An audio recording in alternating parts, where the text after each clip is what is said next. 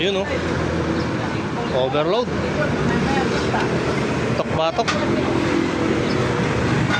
Yan sa ano, short horn. Project A. Meron din doon sa kabila.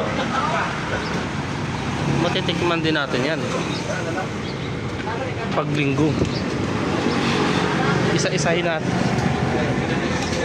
Mukhang okay naman ah. Ito masarap. Yun oh.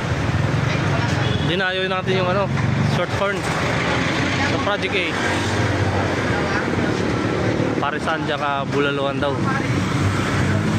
Dito sa ano, Road 18. Ayan o, meron doon. Meron pata doon sa dulo. Meron din dyan sa mga kanto. Pero dito na lang tayo. Tikim-tikim lang.